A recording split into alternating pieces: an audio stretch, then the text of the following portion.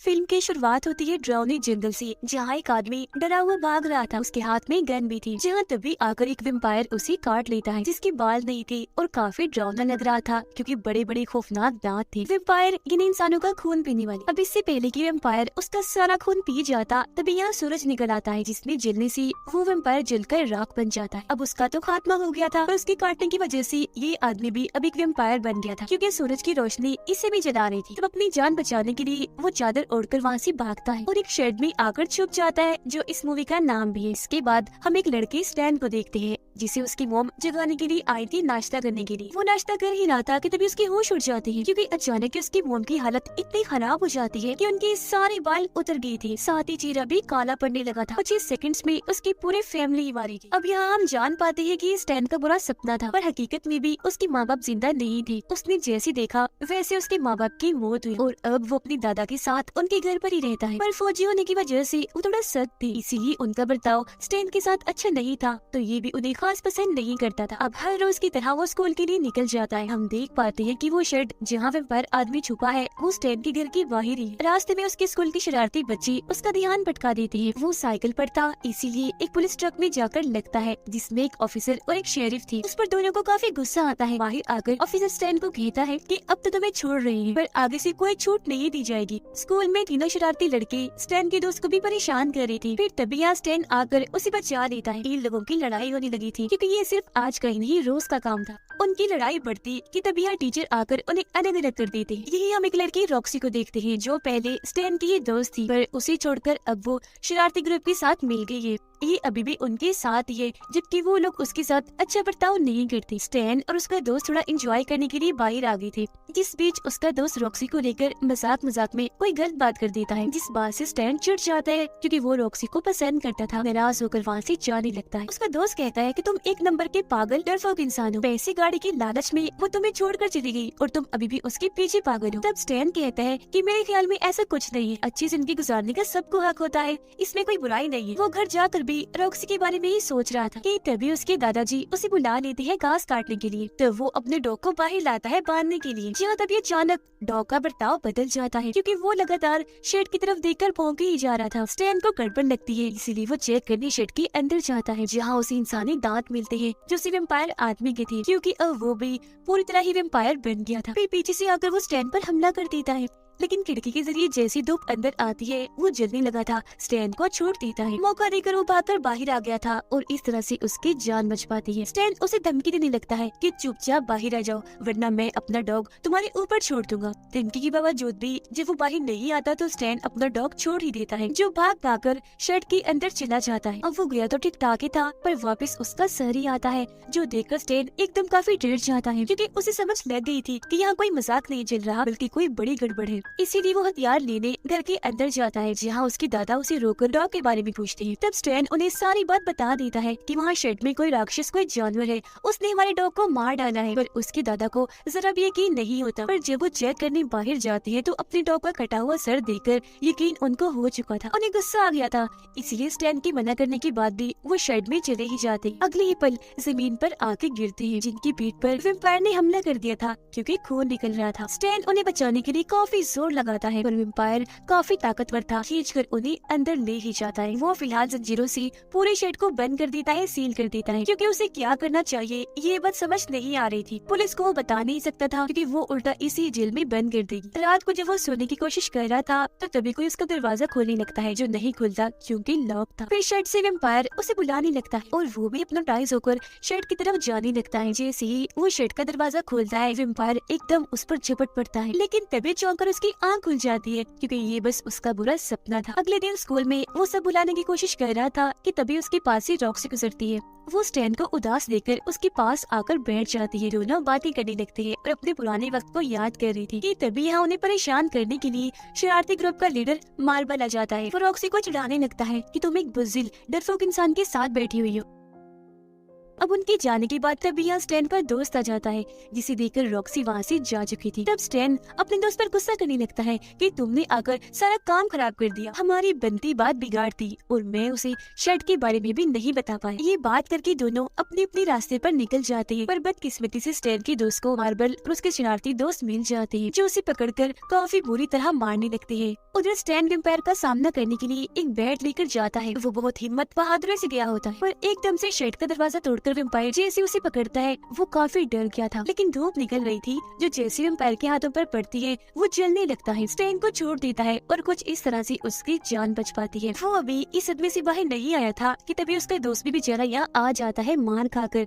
काफी मारा हुआ था उन लोगों ने उसे काफी गुस्सा आया हुआ था, इसलिए स्टैन से पूछता है कि बताओ शर्ट के अंदर क्या है जिसकी तुम बात कर रही थी। तब स्टैन उसे सारी बात तो बता देता है, पर उसे फिर भी यकीन नहीं होता। वो कहता है कि अगर ये सच है तो साबित करके दिखाओ। वो ये कहकर शर्ट की तरफ बढ़ जाता है कि मैं भी तुम्हारा वो मॉन्स्टर देखना चाहता हूँ। वो जैसे उसका भयानक चेहरा देखता है उसे यकीन हो जाता है, वो डर भी गया था। जिसके बाद दोनों दोस्त मिलकर लकड़ियाँ लगाकर दरवाजे की उस छेद को बंद कर देते हैं। स्टैन उसे कहता है कि मुझे मशवरा दो कि मुझे क्या करना चाहिए, जिस पर उसका दोस्त जवाब देता है कि ऐसा करते हैं उन शरारती लड़कों को यहाँ लाकर बंद कर देते हैं, जिससे मेरा बदला भी पूरा हो जाएगा, साथ ही आगे से किसी को परेशान भी नहीं करेंगे क्योंकि जिंदा ही नहीं बचेंगे। स्टैन उससे कहता है कि तुमने कितनी आराम से खून की उन्हें मारने की बात कर दी, जबकि मेरा ऐसा कोई ख्याल था ही नहीं और हम ऐसा कुछ नहीं करने वाले। दरअसल स्टैन का दोस्त बदले की आग में पूरा पागल होता जा रहा था, जो कोई अच्छी चीज नहीं थी। स्टैन को भी डर लगने लगा था कि कहीं ये किसी को वेम्पायर के बारे में बता न दे, पर उसका दोस्त भरोसा दिलाता है कि बेफिक्र रहो, मैं ऐसा कुछ नहीं करने वाला। रात को स्टैन एक फिल्म देख रहा होता है जिसमें वो ये तरीका सीखना चाह रहा था कि वेम्पायर को कैसे मारा जाए। उसे तब 3 तरीके पता चलते हैं। पहला, उसे धूप में जलाकर मारना, दूसरा उसके दिल को खत्म करना और तीसरा उसके सर को काटकर जिस्म से अलग करना। फिल्म देखते देखते ही वो सो जाता है। जिस बीच दीवार पर लगे पोस्टर में से एक लड़की निकलकर उसके पास आ जाती है, जो और कोई नहीं बल्कि रॉक्सी थी। स्टैन की आँख खुल गई थी। उसे देखकर वो अभी हैरान हो ही रहा था कि तभी रॉक्सी खतरनाक वेम्पायर में बदलकर एकदम उसे काट लेती है, जिससे एक बार फिर डरकर उसकी आँख खुल जाती है क्योंकि ये उसका बुरा सपना था। बाहर जाने के लिए वो जैसे जूता पहनने लगता है तो तभी उसकी नजर बेड के नीचे जाती है जहाँ वो वेम्पायर छुपा हुआ था, जो स्टैन पर झपट पड़ता है, जिससे दोबारा उसकी आँख खुल जाती है और हम समझ गए कि ये भी उसका सपना था और अब जाकर वो सच में जागा है। इससे साफ जाहिर था कि वो जागते हुए भी परेशान रहता है और सोते हुए भी। डर की वजह से वो चाकू अपने साथ लेकर ही सोया हुआ था, जिसका कट उसके अपने चेहरे पर ही लग जाता है। वो सोचने लगता है कि अगर ऐसा ही सब चलता रहा तो मैं पागल हो जाऊंगा। इसीलिए एक सुराख करने वाली मशीन लेकर वो शर्ट की छत पर छेद करने लगता है ताकि सूरज की रोशनी अंदर आए और वेम्पायर को जलाकर मार दे। लेकिन उसे पूरी तरह खत्म करने से पहले वो दोबारा घर के अंदर आता है, जहाँ उसके घर के बाहर शरीफ आ जाती है उसकी दादा को ढूंढने के लिए। स्टैन शरीफ को वहाँ से भेजने के लिए झूठ बोल देता है कि मेरी दादा अभी घर पर नहीं है, जो सुनकर शरीफ को शक होने लगता है क्योंकि उनकी गाड़ी तो घर के बाहर ही खड़ी थी। वो फिर स्टैन से एक फैमिली के बारे में पूछती है, जिस पर वो कहता है आई एम सॉरी, मैं उस फैमिली को भी नहीं जानता। जिस बात से वो और भी शक में बढ़ जाती है क्योंकि वो फैमिली उसके घर के बहुत ही पास रहती थी। उस फैमिली के जानवरों को कोई मार रहा था। कातिल को ढूंढने के लिए उस फैमिली का हेड जंगल में गया था पर अभी तक वापस नहीं आया, जिससे हम समझ पाते हैं कि शुरुआत में हमने जिस आदमी को देखा था जो जंगल में डरा हुआ भाग रहा था वो दरअसल उस फैमिली का हेड ही था, जो वेम्पायर बनने की वजह से स्टैन की शेड में ही छुपा हुआ है। उसे स्कूल से देर हो रही थी तो किसी भी बात का वो ठीक से जवाब नहीं देता। शरीफ उसे कहती है कि अगर तुम चाहो तो मैं तुम्हें स्कूल तक छोड़ सकती हूँ, जिस पर मजबूरन स्टैन को मानना ही पड़ता है। लेकिन जाते जाते शरीफ उसके दादाजी की छड़ी देख लेती है जो जमीन पर गिरी हुई थी। स्कूल आकर स्टैन रॉक्सी से मिलता है, जो उससे पूछती है कि तुमने अपना क्या हाल बना रखा है, सब ठीक तो है। उनकी बात के दौरान ही मार्बल वहाँ आकर रॉक्सी को फिर से चिढ़ाने लगता है। उसने आज हद ही पार कर दी थी, जो चीज स्टैन से बर्दाश्त नहीं होती, इसीलिए वो मार्बल को मुक्कों से मारने लगता है। वो मार मार कर उसे नीचे गिरा देता है पर वो कुछ भी नहीं कर पाता और इस तरह से सबके सामने उसकी अकड़ निकल जाती है। स्टैन को उस पर इतना गुस्सा था कि वो उसे मारता ही जा रहा था। अब इससे पहले कि वो मार्बल को जान से खत्म करता, टीचर यहाँ आकर उसे रोक लेती है और गुस्से में कहती है कि मैं तुम्हारे बर्ताव से पहले ही काफी परेशान हूँ, लेकिन आज तो तुमने हद ही पार कर दी। अब मैं तुम्हारी दादा के साथ मीटिंग करके सब कुछ बता दूंगा। वो फोन नहीं उठा रहे तो तभी मैंने शेरिफ को भेजा है उन्हें लाने के लिए। ये सुनकर स्टैन एकदम काफी घबरा जाता है क्योंकि वो जानता था कि अगर वो शर्ट तक पहुँच गई तो बहुत बुरा होगा। तो वो बगैर सोचे समझे वहाँ से भागकर घर के लिए निकल जाता है और उसके पीछे पीछे मार्बल भी। उधर दरवाजा किसी ने नहीं खोला तो शेरिफ शेड की तरफ बढ़ी और जब उसने देखा कि उसे तो अच्छे से सील किया हुआ है तो वो समझ जाती है कि अंदर जरूर कोई ना कोई तो है। तभी इधर स्टैन दिया जाता है जिस पर फौरन शेरिफ गन तान देती है। हालांकि वो उसे काफी समझाने की कोशिश करता है पर वो कुछ भी सुनने को तैयार ही नहीं थी। स्टैन की लाख मना करने के बाद भी वो दरवाजा खोल देती है जिसके अंदर से फौरन वेम्पायर बाहर आकर उसे सजा देता है, उसके गले पर काट कर। वेम्पायर फिर उसका वो हाथ भी उखेड़ कर जिसम से अलग कर देता है जिसमें गन थी। वो खींच कर फिर शेरिफ को तो घर के अंदर ले जाता है जबकि उसका हाथ वहीं बाहर ही गिर गया था। अभी स्टैन सदमे में ही था कि तभी उसकी परेशानी और बढ़ाने के लिए यहाँ मार्बल आ जाता है। वो उसे कहता है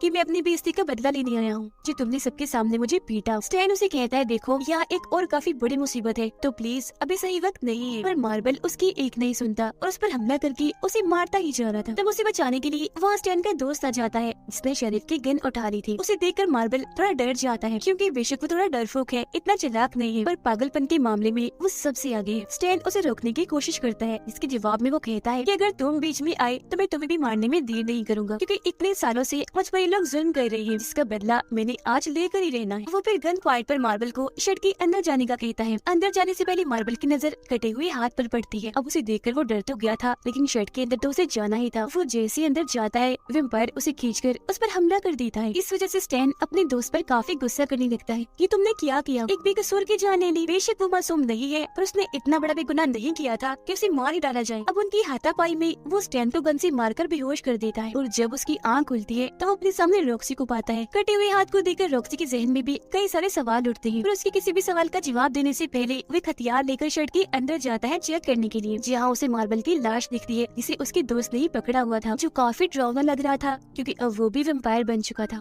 स्टैन उससे पूछता है कि वो वेम्पायर जो यहाँ पर था कहाँ गया है। तब उसका दोस्त जवाब देता है कि फिलहाल तो वो चला गया पर तुमसे अपना बदला लेने के लिए वापस जरूर आएगा। इसी बीच यहाँ रॉक्सी भी आ जाती है। उसे देखकर जैसे स्टैन का ध्यान भटकता है उसका दोस्त उस पर हमला कर देता है पर मौका पाकर स्टैन एक लकड़ी उसके जिस्म में घुसाकर बाजू उसका धूप में कर देता है जिससे वो थोड़ा जल गया था। धूप जैसे उसके पूरे जिस्म पर पड़ती है वो जलने लगा था और दूर जाके गिरता है। स्टैन को लगता है कि शायद वो मर गया होगा इसलिए बाहर आकर वो रॉक्सी को संभालता है। उसके पीछे पीछे स्टैन का दोस्त भी आ गया था क्योंकि ये सब करके उसे पछतावा हो रहा था लेकिन इसके लिए अब काफी देर हो चुकी थी। वो जलने लगता है इसलिए स्टैन उस पर कपड़ा डाल देता है ताकि उसकी जान बच सके, लेकिन तब तक वो अपना दम तोड़ चुका था क्योंकि काफी जल गया था। अब ये मसला तो हल हो गया था पर असली मसला अभी बाकी था और वो था पहला वेम्पायर। उसका सामना करने के लिए दोनों ने पूरी तैयारी कर ली थी जो वो कर सकते थे, जैसे कि पूरे घर को अच्छे से सील कर देते हैं, बहुत सारी नौकदार लकड़ियां बना ली थी, साथ ही दोनों गाड़ियों को भी छुपा दिया था ताकि किसी को शक न हो। अब जैसे ही रात होती है ये दोनों उसका खात्मा करने के लिए तैयार बैठे थे कि तभी दरवाजे पर मार्बल के दोनों दोस्त आ जाते हैं। अब इस तरह से उनका प्लान खराब हो गया। हालांकि ये दोनों उन्हें समझाते भी हैं कि निकल जाओ यहाँ से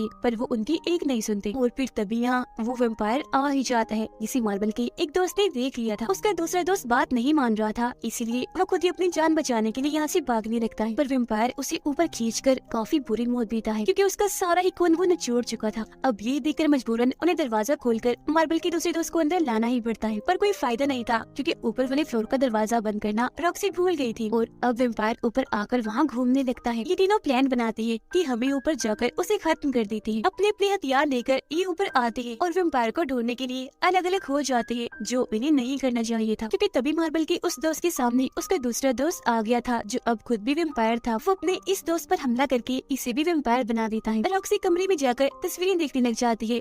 पीछे से मार्बल का वेम्पायर दोस्त आकर उसे पकड़ लेता है। उसकी आवाज सुनकर स्टैन जैसे ही जाता है तो बीच में मार्बल के दोनों वेम्पायर दोस्त आ गए थे तो वो जल्दी से एक कमरे में जाकर उसे लॉक कर लेता है और गन लोड करने लग गया था ताकि उनके सर उड़ा सके। इसी बीच मार्बल के दोनों वेम्पायर दोस्त भी जबरदस्ती अंदर घुस रही थी जिस चीज का फायदा उठाकर स्टैन एक ही गोली से दोनों को ढेर कर देता है क्योंकि गोली उसने पहले वाले के मुंह में मारी थी जो आर पार होकर पिछले वाले के सीने में जाकर लगती है। इस तरह से एक का सर फटकर जिस्म से अलग हुआ था जबकि दूसरे का दिल। उधर वेम्पायर जैसे रॉक्सी को काटने वाला होता है कि तभी यहाँ स्टैन आ जाता है जिसने वेम्पायर पर गन तानी हुई थी पर वो इतना तेज था कि एक ही झटके में स्टैन के पास आकर गन उसे छीनता है और दूर फेंक देता है। तब स्टैन एक कुल्हाड़ी उठाकर उसके कंधे पर दे मारता है पर इससे भी वेम्पायर को ज्यादा कुछ नहीं होता। वो स्टैन पर भारी पड़ के उसे मार ही रहा था कि बीच में रॉक्सी आकर उस पर गन तान देती है। उसे देखकर वेम्पायर स्टैन को पीछे फेंक देता है और रॉक्सी की तरफ बढ़ने लगता है तो वो गोली उस पर चलाती भी है लेकिन कुछ नहीं होता। उसे बचाने के लिए स्टैन एक चाकू वेम्पायर की तरफ फेंकता तो है पर वो आकर रॉक्सी को ही लग जाता है क्योंकि वेम्पायर पीछे हट गया था। वो अब दोबारा से स्टैन को पकड़ लेता है उसे जान से मारने के लिए, लेकिन तभी रॉक्सी कुल्हाड़ी लेकर उसका सर जिस्म से अलग कर देती है, जिससे अब जाकर इस शैतान की मौत होती है। जिसके बाद वो इस पूरे ही शेड को जला देते हैं, सारे वेम्पायर्स की लाशों को इसके अंदर रखकर। वो दोनों बहुत खुश थे। कहानी इधर ही खत्म हो जाती है।